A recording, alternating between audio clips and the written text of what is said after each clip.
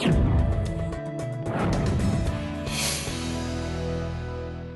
कुछ प्रयोग आप कर चुके हो। एक बार मेरे भाइयों बहनों, आप विकासवाद को वोट कीजिए। नहीं, हम तो डेवलपमेंट के मुद्दे पर ही चल रहे हैं। नेताओं की जुबानी जंग के बीच बिहारियों ने विकास को लेकर खासी उम्मीदें बांध रखी हैं। लेकिन अभी क्या हालात हैं, ये जानने के लिए हम बिहार के अलग अलग हिस्सों में पहुंचे। हमारा पहला पड़ाव था चिकन नेक कहे जाने वाले किशनगंज पे, जो दो तरफ से पश्चिम बंगाल से घिरा है। सीमांचल के इस इलाके से बिहार के आर्थिक विकास पर चर्चा करने के लिए हर मसाला मौजूद है। पिछड़ापन है, बंद उद्योग है, पलायन है और पलायन का दंश झेलता परिवार है।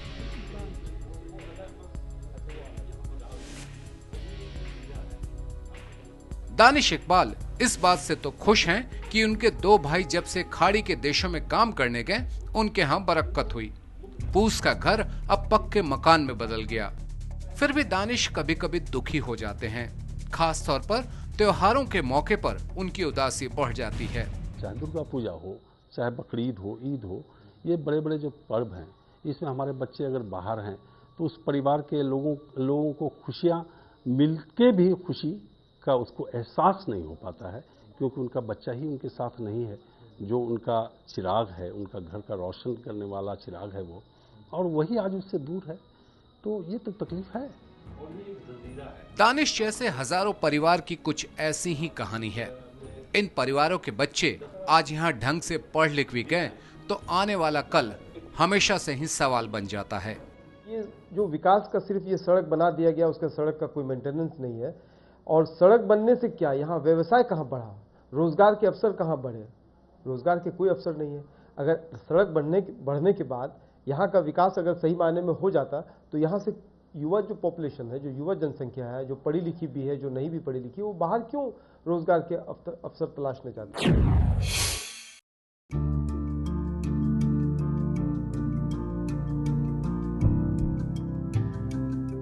रोजगार के मौके मुहैया कराने के लिए 2003 में इस जूट मिल का शिलान्यास रखा गया, लेकिन 12 वर्ष बीत जाने के बाद भी आज तक मिल शुरू नहीं हो पाई। बिल्डिंग बना मशीन और मजदूरों के लिए, लेकिन इनकी जगह आज आपको यहाँ मिलेंगे मुर्गे, साथ ही आपको दिखेगा पहरेदारों की रिहाइश का इंतजाम। इस पूरे कैंपस की पहरेदारी करना भी यूनुस और उनके परिवार की मजबूरी है, क्योंकि सरकारी रिकॉर्ड में उन्हीं का नाम बतौर पहरेदार दर्ज है। लेकिन इस काम के लिए कई महीने से तनख्वाह भी नहीं मिली। उन्हें डर है कि कल होकर कुछ भी हुआ तो पुलिस उन्हीं को पकड़ेगी, इसीलिए वो इस कंपाउंड को छोड़ते नहीं। बात यह है कि मतलब जब ये हमारे एमपी उन्होंने वादा किया था यहाँ के नागरिक से कि यहाँ जूट मिल खोला जाएगा और यहाँ जो है तो सब आदमी को रोजगार मिलेगा, किशनगंज के आदमी को बाहर जाना नहीं पड़ेगा, काम मिलेगा, रोजगार मिलेगा। बड़े बड़े वादे किए थे। अब देखिए सर, 30-40 बीघा का ग्राउंड घेर के रखा और अभी तक कुछ नहीं हो रहा है। किशनगंज में तो जूट मिल का शिलान्यास भी हो गया, बिल्डिंग भी बन गई, लेकिन यहाँ से करीब 150 किलोमीटर दूर मधेपुरा की तो कहानी बिल्कुल ही अलग है। 2006 में यहाँ बिजली से चलने वाले रेल इंजन के कारखाना बनाने का ऐलान हुआ। आज 9 साल बीत चुका है, अभी तक एक ईंट भी नहीं रखी जा सकी है।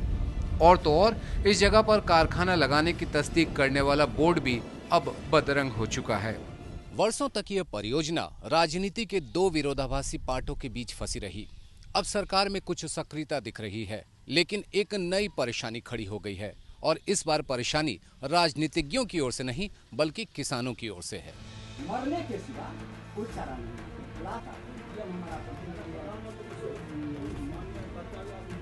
मधेपुरा जिले के तुनियाही, श्रीपुर और चकला गांव के किसानों के मन में पहला सवाल तो ये है कि नए इंजन कारखाने के लिए सरकार पास के बुधना के बंजर जमीन के बजाय यहाँ 3 फसलों वाली जमीन को ही क्यों लेना चाहती है।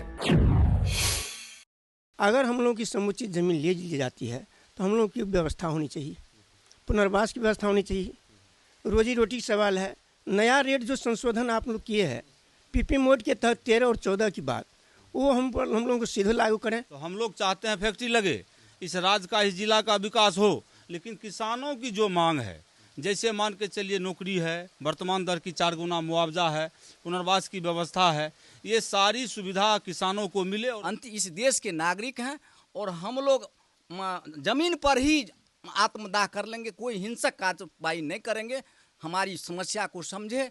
और अगर आज के डेट में 2013 एक्ट जो पास हुआ है उसके तहत हमको अगर सारी सुविधा देती है, पहले देती है, 6 महीना पूर्व हमको दे, 6 महीना के बाद हम लोग पलायन कर दें। फिलहाल करीब 9 वर्षों के बाद रेल इंजन कारखाने को लेकर इस वर्ष गहमागहमी बढ़ी, जब 3 विदेशी कंपनियां सीमेंस, एल्स्ट्रॉम और बॉम्बार्डियर ने 1300 करोड़ रुपए की लागत वाले इस कारखाने के लिए प्रस्ताव दिया।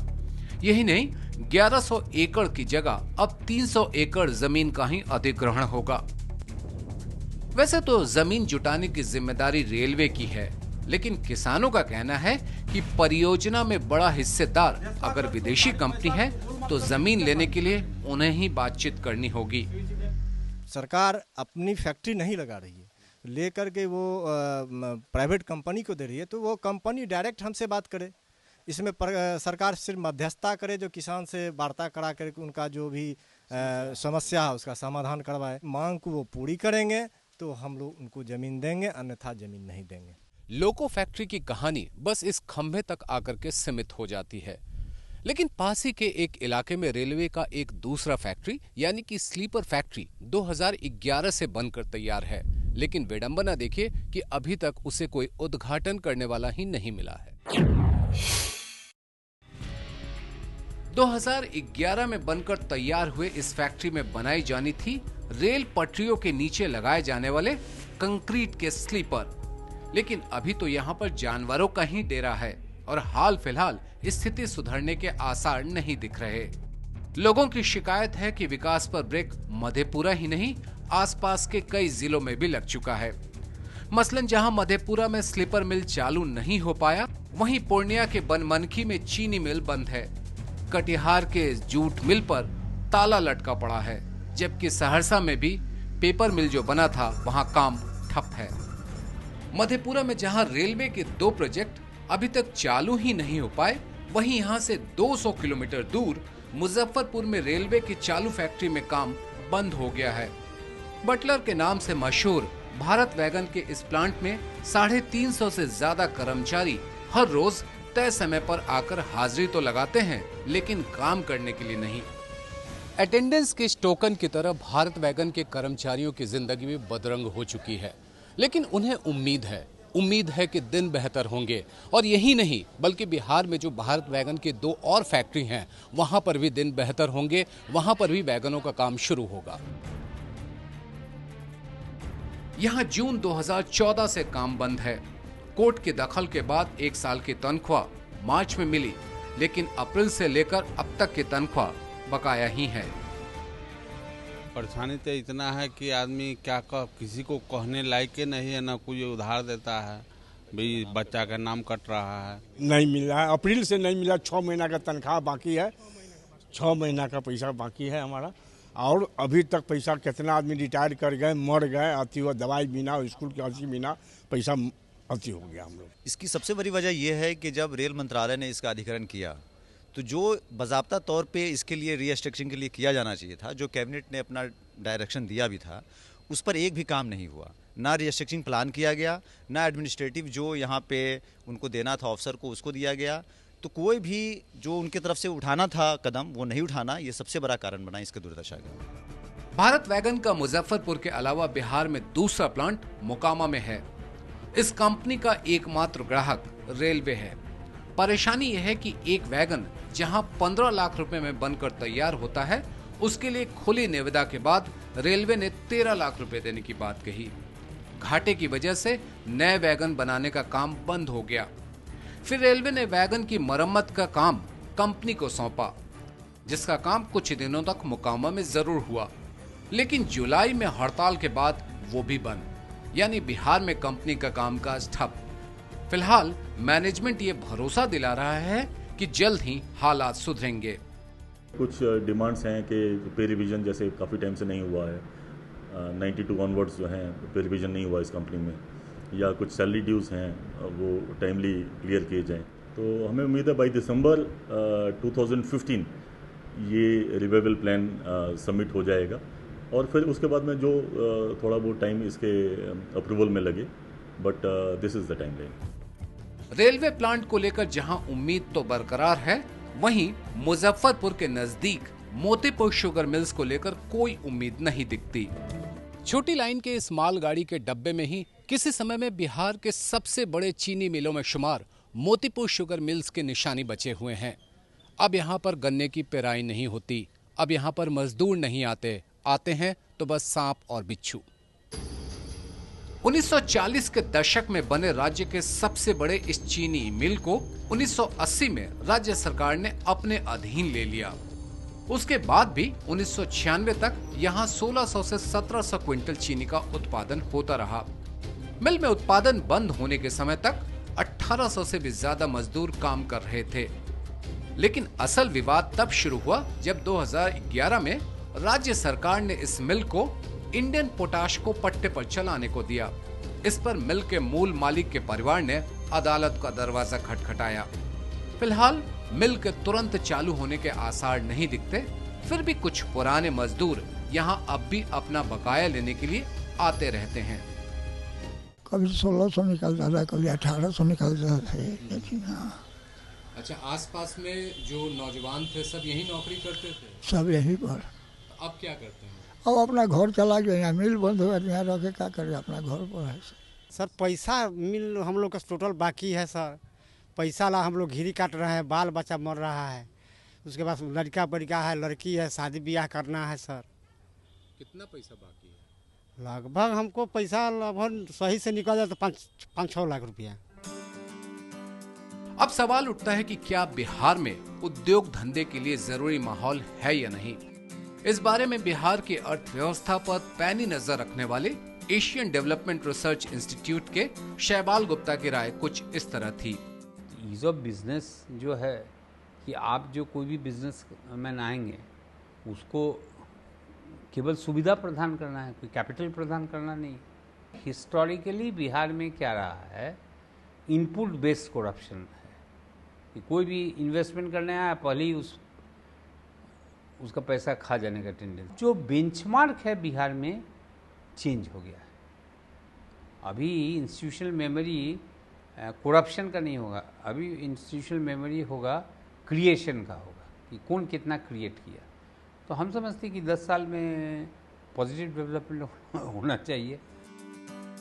सवाल ये भी है कि पिछले 10 वर्षों के अपने शासन में नीतीश सरकार ने उद्योग धंधे को बढ़ावा देने के लिए क्या किया।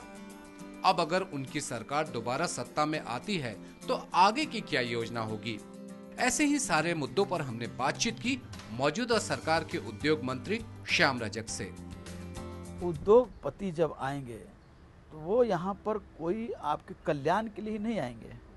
उनके आने के पीछे औचित्य होगा कि उनको उद्योग को फाइनेंशियल, इकोनॉमिकल उनका डेवलपमेंट हो, और वो तब आएंगे जब उनको टैक्सेस में छूट मिले, उनके हर तरह की सुविधा मिले। हमने स्थिति लॉ एंड ऑर्डर को बेहतर किया, एक नंबर है। दूसरा, हम लोगों ने ऐसा माहौल बनाया, लेकिन जो टैक्सेस में छूट होगा वो टैक्सेस में छूट तो भारत सरकार का जब तक हम पर कृपा नहीं होगा, और कृपा नहीं बल्कि हक हमारा है, वो नहीं दे पाएगा। इस तरह की छूट होगी तब इंडस्ट्री आएंगे। बिहार राजनीतिक तौर पर समृद्ध है, आर्थिक तौर पर नहीं। लेकिन परेशानी यह है कि राजनीतिक समृद्धि से रोजी रोटी का इंतजाम नहीं किया जा सकता। इसके लिए जरूरी है कि राज्य का विकास हो। तमाम राजनीतिक दल भी विकास को लेकर के बड़ी बड़ी बातें कर रहे हैं, लेकिन सच मानिए तो विकास का मुखौटा पहनने भर से ही विकास नहीं हो सकता। जरूरत है तो जमीन पर काम करने की। अगर ऐसा हुआ तभी जाकर के बिहार समृद्ध राज्यों में शामिल हो सकेगा।